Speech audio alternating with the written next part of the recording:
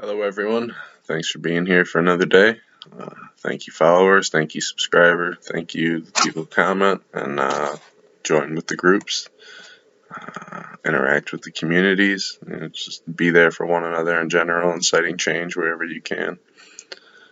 I want to take a little bit today to talk to you about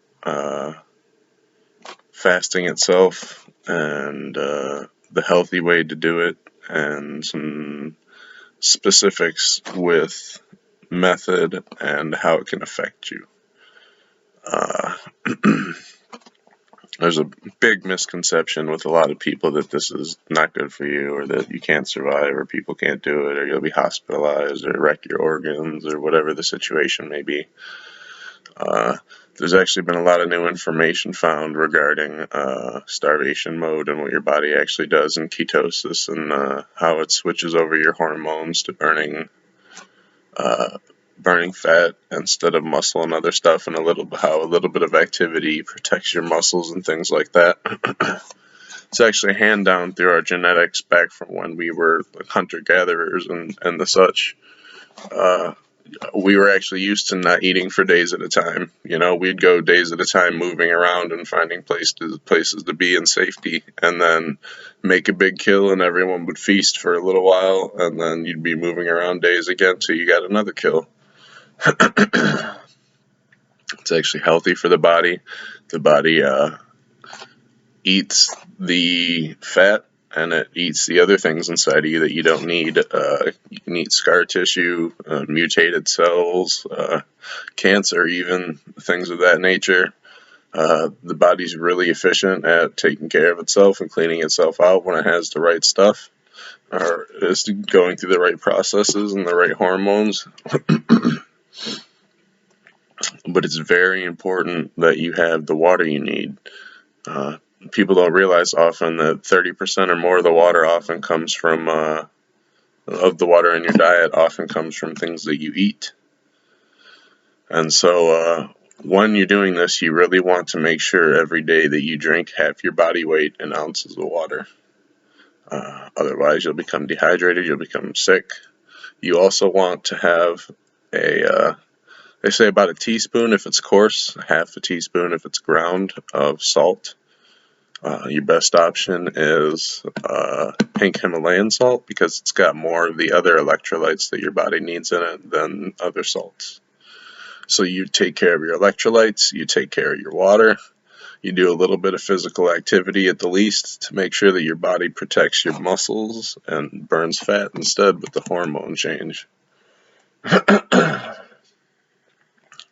That being said, once you go through that process, you get a large burst of energy. Your body is more efficient running off of its storages constantly, and you'll find that you have more energy and more time to do things when you're not busy eating. That being said, it doesn't make you Superman. That's where I made a little bit of a mistake. I've been doing physical therapy and doing extra stuff and spreading myself thin, and more stuff online and more stuff with the groups, and making videos and making sure I'm here for people and making sure I'm out doing something with the physical therapy. And I do that every day instead of where I used to only do it 3 to 5 days a week. And about 10 days in, I just started to get really fatigued and really exhausted, which is typical for me and my body, usually sooner. I've been through fasts before, only for 7 days, and I usually end up sleeping off the last 3 days because I was exhausted. I never got the water right. Having the water right and having my body in the right spot and eating the fat, I got the extra energy too, but I thought I would be Superman where I'd be able to do so much more, and I didn't realize that I still obviously have the body issues and the disabilities and the things wrong with me that I have, where I could never do too much constantly or in a row without taking breaks, or I'd be shut down for 4 or 5 days and injured and issues and have to see doctors and chiropractors and things with my nerves and stuff of that nature, and more issues with the seizures and such. So what I wasn't realizing is just because I was getting more energy than I'm used to having doesn't mean I could do as much more as I thought I could.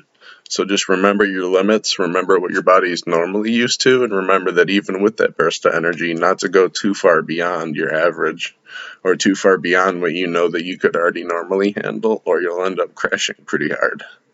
I've actually been kind of exhausted the last few days. Today's the best day I've probably felt over the last week. I'm starting to get a lot better through this, and I feel my muscles healing up better and they're not hurting so much.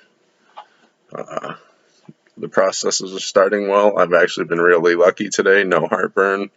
Thank God for that. Knock on wood, so to say. Uh, Everything is starting almost at the 2 week process to become easier for my body.